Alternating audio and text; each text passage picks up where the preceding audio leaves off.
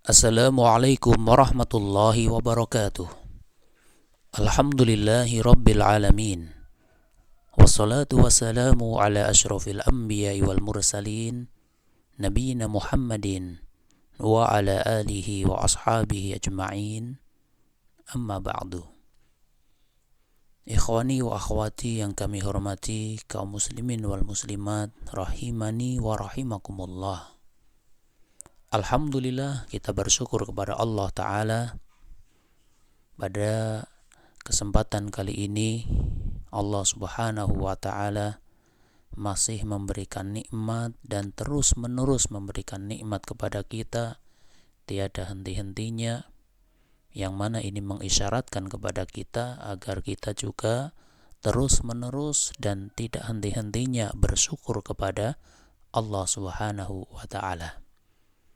Dan di antara nikmat yang sangat banyak yang Allah berikan kepada kita adalah kita masih diberi kesempatan oleh Allah Subhanahu wa Ta'ala bisa berjumpa lagi dengan bulan Ramadan, yang di dalamnya Allah Subhanahu wa Ta'ala memberikan kesempatan kepada kita untuk bisa mendapatkan pahala yang sebesar-besarnya dan sebanyak-banyaknya.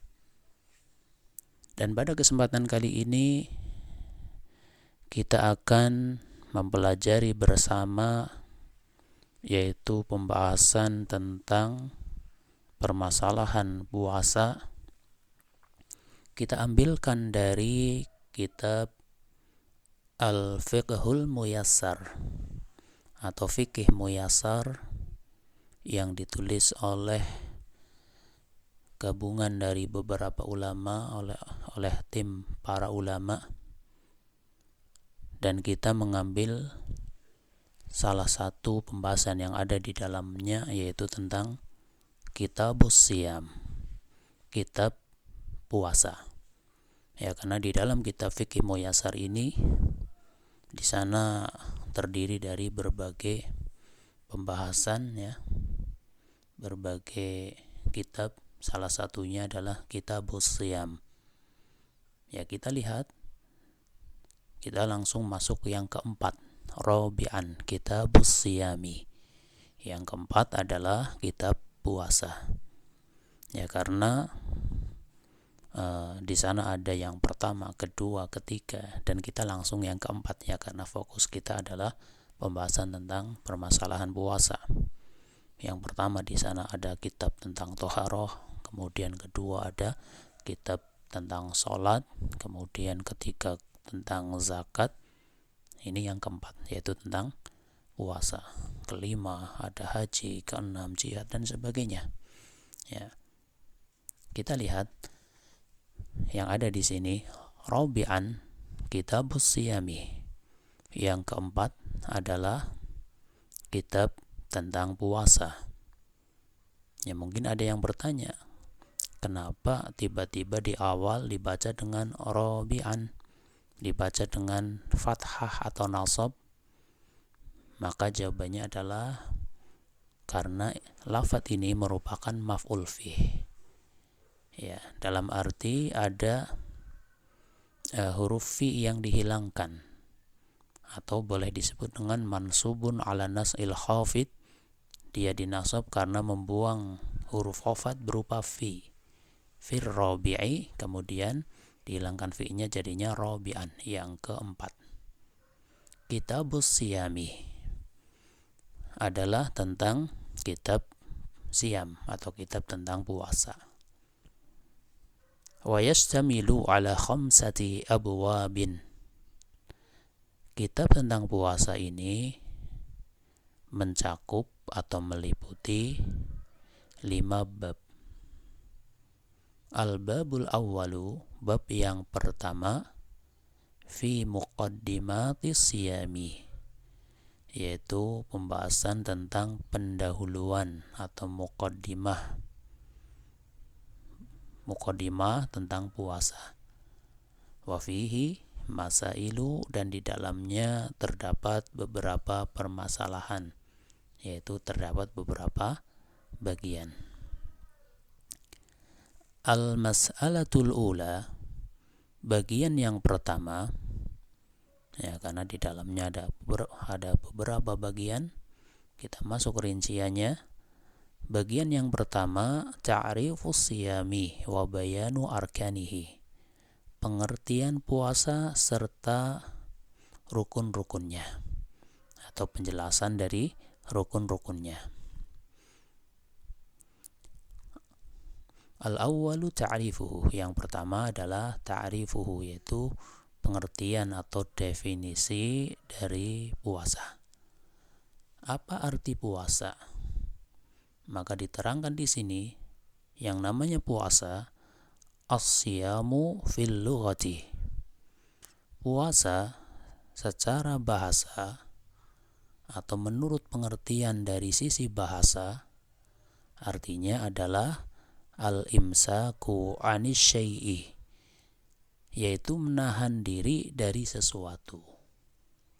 Jadi lafadz saum atau siyam atau puasa itu artinya menahan, ya, menahan diri. Saya berpuasa berarti saya menahan diri. Ada orang mungkin menahan diri dari makan, menahan diri dari minum, berarti dia puasa dari makan dan minum. Menahan diri dari marah berarti dia puasa dari marah. Ini makna puasa atau siyam secara bahasa. Ya, akan tetapi di dalam agama kita, ketika ada sebuah istilah, maka kita tidak membawa semata-mata kepada pengertian bahasa. Dan itu yang telah diterangkan oleh para ulama kita. Ketika mereka membahas apapun, maka mereka sebutkan makna dari sisi bahasa dan makna dari sisi istilah atau dari sisi syara'. Tujuannya apa? Tujuannya agar kita ini tidak semata-mata mengembalikan kepada makna bahasa. Karena banyak mereka yang hanya mengembalikan kepada makna bahasa dari istilah yang ada, kemudian maaf saja mereka terjerumus ke dalam kesalahan. Ya, ada orang dia tidak sholat. Alasannya apa? Karena menurut dia sholat artinya doa, sehingga kalau saya sudah doa berarti saya sudah sholat. Ya, dia membawa hanya kepada makna bahasa saja.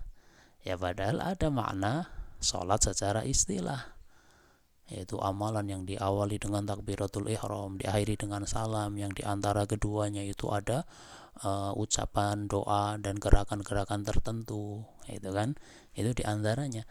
Ya, ada orang memahami sholat itu artinya doa, berarti kalau kita sudah berdoa kita sudah sholat. Kalau sudah berdoa ya tidak perlu kita sholat karena sudah sholat. Nah, ini menurut mereka. Kenapa? Karena hanya dibawa dari sisi makna bahasa. Maka kita perlu tahu apa makna secara bahasa dan apa makna secara syara atau secara istilah. Ya, Anda ulangi, apa makna siyam secara bahasa artinya menahan. Akan tapi ketika ada istilah siyam atau saum, maka kita bawa kepada makna yang berikutnya adalah makna secara istilah atau makna secara syariat. Wa fi syar'i, dan menurut pengertian secara syariat, yang dimaksud dengan puasa itu adalah al-imsaku anil akli, yaitu menahan diri dari makan, wasyurbi, dan dari minum, wasairil muftirati, dan dari pembatal-pembatal lainnya. Ya, pembatal lainnya semacam, ya maaf saja ya, berhubungan suami istri. Kemudian masih makna puasa secara istilah atau secara syariat. Apakah hanya seperti itu, menahan dari makan, minum, dan seluruh pembatalnya? Enggak, harus disertai dengan ma'an niyati, disertai dengan niat. Ya, niat dalam rangka untuk melaksanakan ketaatan kepada Allah. Min tulu'il fajri shadiqi ila hurubis syamsi. Ya, minnya ini namanya min bidayatul ghayah. Ilanya namanya ila intihaul ghayah. Ya, sehingga min tulu'il fajri, Kapan waktu puasa? Puasa itu waktunya adalah min tulu'il fajri, dimulai semenjak terbitnya fajar sidik, min tulu'il fajri shadiqi. Berakhir sampai apa? Ila ghurubis syamsi, berakhir sampai terbenamnya matahari. Atau simpelnya kita katakan waktu berpuasa itu adalah semenjak masuknya waktu sholat subuh, berakhir sampai masuknya waktu sholat maghrib. Ya, dari masuknya waktu sholat subuh sampai masuknya waktu sholat maghrib, itulah waktu berpuasa. Ya. Kemudian yang kedua, asani. Yang kedua, arkanuhu, rukun-rukun puasa. Ya, rukun-rukun puasa. Min khilali ta'rifi siyami fil istilahi yattadhihu anna lahu ruknaini asasaini. Ya, rukun-rukun puasa. Dari pengertian puasa secara istilah, maksudnya secara istilah yang tadi ini, yaitu secara syariat, itu maksudnya secara istilah. Ya. Min khilali ta'rifi siyami fil istilahi. Ini perlu diperhatikan, ini namanya hamzah wasal ya. Karena istilah adalah bentuk masdar dari istolaha yastolihu istilahan, itu kan ya, itu dari sisi sorofnya. Maka setiap masdar yang asal dia berupa masdar dari fi'il yang 5 huruf, pasti hamzahnya wasal ya. Istolaha ini 5 huruf. Istolaha ya, hamzah, sin, asalnya ta dirubah jadi to, la dan ha. Ini 5 huruf, maka hamzahnya wasal. Demikian juga yang 6 huruf ya, itu juga hamzahnya wasal. Sehingga untuk hamzah wasal dari sisi membaca ini bukan fil istilahi, bukan ya. Jadi cara bacanya bukan gini, min khilali ta'rifi siyami fil istilahi, bukan, tapi filis ya, filis istilahi ya, diwasalkan karena hamzahnya ini hamzah wasal sehingga tidak terbaca ketika di tengah kalimat ya. Ini dari sisi cara membaca ya. Ana ulangi, arkanuhu min khilali ta'rifi siyami fil istilahi yattadhihu anna lahu ruknaini asasaini huma. Ya, rukun-rukun puasa dari pengertian puasa secara istilah yang sudah diterangkan tadi, yattadhihu, maka menjadi jelas. Apa yang menjadi jelas? Anna lahu ruknaini asasaini, bahwasanya puasa memiliki 2 rukun yang sangat mendasar. Ya, ruknaini ini adalah isimnya anna, ini isimnya anna yang diakhirkan khobarnya mana? Ini lahunya. Lahu adalah khobar anna yang didahulukan atau khobar muqaddam. Ya. Maka di sini diterangkan ada 2 rukun yang sangat mendasar. Huma, apa itu? Atau yaitu, kita lihat 2 rukun itu. Al-awwalu, rukun yang pertama, al-imsaku anil muftirati, yaitu menahan diri dari perkara-perkara yang membatalkan. Min tulu'il fajri ila ghurubis syamsi, ya, sejak terbitnya fajar sampai terbenamnya matahari. Ini rukun pertama, yaitu menahan diri dari perkara yang membatalkan seperti makan, minum, berhubungan suami istri, dimulai dari waktu subuh sampai datangnya waktu maghrib. Ya, dari terbitnya fajar sampai terbenamnya matahari. Kemudian wa dalilu hadzal rukni qauluhu ta'ala. Ya, dalil dari rukun ini, yaitu menahan diri tadi ya, adalah firman Allah Ta'ala, fal'ana bashiruhunna wabtaghu ma kataballahu lakum wa kulu washrabu hatta yatabayyana lakumul khaytul abyadu minal khaytil aswadi minal fajri summa atimus siyama ilal lail. Surat Al-Baqarah ayat 187. Maka sekarang campurilah mereka Ya, campurilah mereka. Ini bahasa Al-Quran, bahasa agama kita. Ini bahasa yang tidak vulgar, yang mana kita sudah paham ya. Maka sekarang campurilah mereka. Ya, artinya diperbolehkan untuk melakukan hubungan suami istri seperti itu. Wabtaghu ma kataballahu lakum. Ya. Dan carilah apa yang telah ditetapkan oleh Allah. Ya, carilah apa yang telah ditetapkan oleh Allah. Ya, dengan cara niatkan bahwa dalam mencampuri mereka atau suami melakukan dengan istrinya itu dalam rangka untuk mendekatkan diri kepada Allah, dalam rangka untuk melaksanakan apa yang telah dihalalkan oleh Allah sebagai bentuk taqarrub kepada Allah. Ya. Dan agar mendapatkan tujuan yang paling besar dari melakukan itu adalah apa? Yaitu mendapatkan keturunan dan juga menjaga kehormatan kita masing-masing, ya, menjaga kehormatan kita masing-masing agar penyalurannya itu sesuai dengan aturan Allah Subhanahu wa Ta'ala, ya. Karena ketika itu akan bernilai pahala. Sebaliknya kalau di luar aturan Allah maka akan bernilai dosa, ya. Ya, simpelnya saja menjaga farij kita, ya, menjaga kehormatan kita, ya. Dan termasuk makna dan carilah apa yang telah ditetapkan oleh Allah bagi kalian itu adalah agar setiap kita berusaha untuk bisa mendapatkan malam Lailatul Qadar. Ya, artinya tidak full untuk melakukan ini terus, tapi ingat di situ malam, ada satu malam yang kita punya kesempatan untuk bisa mendapatkan malam Lailatul Qadar. Ya. Ini Allah Subhanahu wa Ta'ala memerintahkan ya untuk basyiruhunna, kemudian wabtahu ma kataballahu lakum. Bahkan wakulu washrabu, makan dan minumlah. Ya, makanlah dan minumlah. Ya, ini berarti di waktu malamnya. Kenapa? Hatta yatabayyana lakumul khaytul abyadu minal khaytil aswad. Ya, sehingga sampai menjadi jelas atau hingga jelas bagi kalian perbedaan antara benang putih dan benang hitam. Ya, ini bukan makna benang secara lahir, bukan.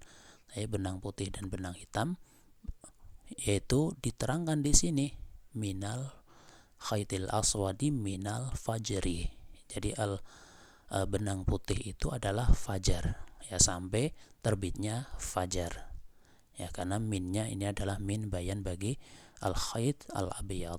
Ya, dengan al khayt al aswad itu ya al-lail itu sendiri. Summa atimus siyama ilal lail, kemudian sempurnakanlah puasa sampai datangnya malam hari. Ini dalil yang menunjukkan tentang rukun pertama, yaitu al-imsak tadi. Ya, al-imsak atau menahan, ya, menahan dari hal-hal yang membatalkan puasa dimulai semenjak terbit fajar sampai terbenam matahari. Sehingga makna puasa ini makna puasa secara bahasa itu menahan, ya, menahan. Ya, sehingga imsak itu artinya menahan. Kemudian wal muradu bil khaytil abyadi wal khaytil aswadi, ya, di sini diterangkan, dan yang dimaksud dengan benang putih dan benang hitam, bayadun nahari wa sawadul laili, adalah putihnya siang dan gelapnya malam. Ya, berarti di situ kita dibolehkan melakukan hal-hal tadi, yaitu berhubungan suami istri, bagi suami istri gitu ya. Kemudian makan dan minum itu di waktu malamnya. Ya, mulai kapan dilarang atau mulai kapan kita menahan dari itu semua? Yaitu ketika terbitnya fajar tersebut. Ini rukun yang pertama. Kemudian rukun yang mendasar yang kedua, asani an-niyatu, yaitu berniat. bi an yaqsida shaimu bihadzal imsaki anil muftirati, yaitu orang yang berpuasa dia bersengaja menahan diri dari semua perkara yang bisa membatalkan puasa. Ya, jadi ada niat ketika orang berpuasa dia menahan diri dari semua tadi, yaitu menahan dari makan, minum, hubungan suami istri. Ya, ada niat. Apa niatnya? Ibadatullahi azza wa jalla. Niatnya itu dalam rangka untuk beribadah kepada Allah azza wa jalla. Jadi bukan sekedar tidak makan, tidak minum, tidak berhubungan suami istri, bukan sekedar seperti itu. Bukan sekedar aktivitas meninggalkan itu semua, bukan. Ya.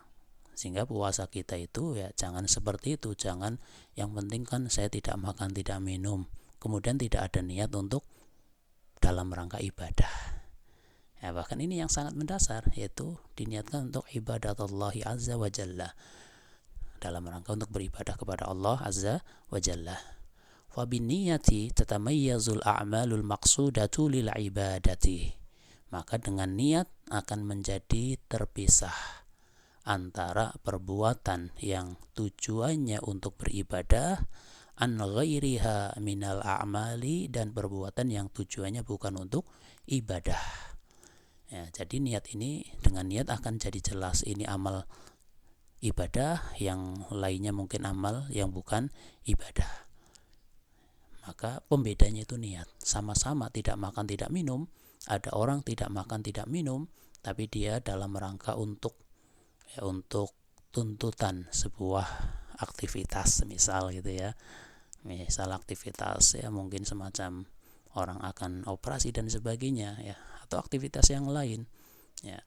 Sama-sama perbuatannya tapi akan berbeda nilainya dari sisi apa? Dari sisi niat.